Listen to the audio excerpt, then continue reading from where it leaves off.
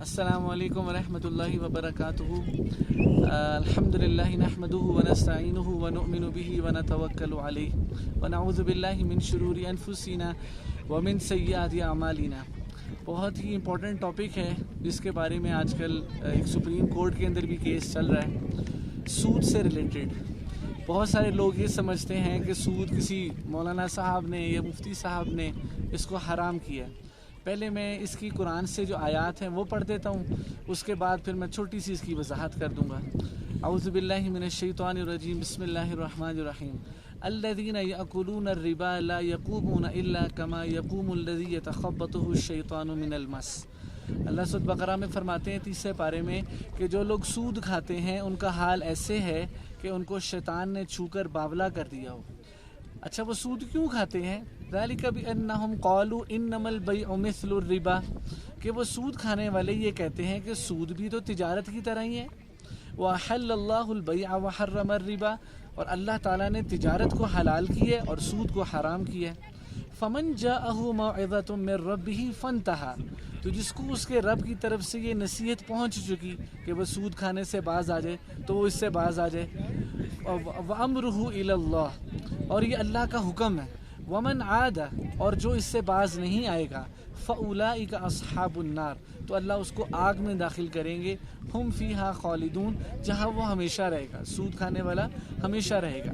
اس کے بعد اگر اللہ فرماتی ہے یا ایھا الذین آمنوا اتقوا اللہ، اے ایمان والو اللہ سے ڈرو، وذروا ما بقی من الربا ان کنتم مؤمنین، اور جتنا سود تم نے کھا لیا اب اس کو چھوڑ دو اگر تم ایمان والے ہو، اس کے بعد اب تم نے سود نہیں کھانا۔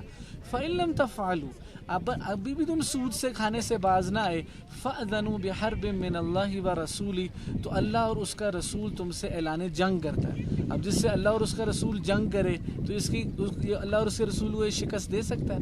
تو دنیا بھی تباہ، آخرت بھی تباہ۔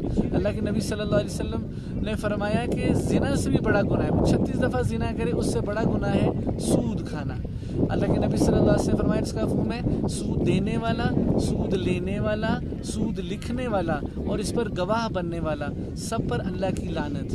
تو اس وجہ سے سود میں اور تجارت میں کیا فرق ہے؟ تجارت ہے پیسہ، چیز اور پیسہ۔ جیسے مثال کے طور پہ میں نے 10 لاکھ کی گاڑی خریدی، اس کو تھوڑا سا کام کروایا اور 12 لاکھ کی بیچ دی، اب پیسہ، چیز اور پیسہ آ گئی، تو یہ تجارت ہے۔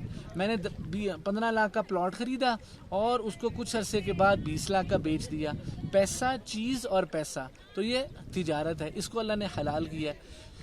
سود کیا ہے؟ پیسے پر پیسہ۔ میں نے بینک سے جو ہے نا 5 لاکھ روپیہ لون لیا، لیکن بینک کو واپس کرنا 6 لاکھ روپیہ، تو اب یہ جو پیسے پر پیسہ ہے یہ کیا ہے؟ سود ہے۔ اچھا، اس کے بعد سود کی اگلی ایک اور بڑی خطرناک قسم کیا ہے کہ میں نے جو ہے کیا کہتے ہیں کسی کو پیسے دیے ادھار کے طور پر کہ آپ جو ہے اس سے اپنا 50,000 یا 1 لاکھ اور اس سے پیسے سے پیسہ واپس لیا، تو یہ کیا ہے؟ سود ہے۔ اسی طرح جو لوگ سیونگ اکاؤنٹ بینک میں کھلوا دیتے ہیں، اب سیونگ اکاؤنٹ میں 50 لاکھ روپیہ پڑا ہے، کچھ عرصے کے بعد وہ 55 لاکھ ہو گیا، 60 لاکھ ہو گیا، پیسے پہ پیسہ بڑھ رہا ہے، تو یہ کیا ہے؟ سود ہے۔ تو اس وجہ سے یہ جو کھاتا ہے، قرآن میں اللہ فرماتے ہیں وہ آگ میں جائے گا، اور حدیث میں آتا ہے اللہ کی اس پر لعنت ہے۔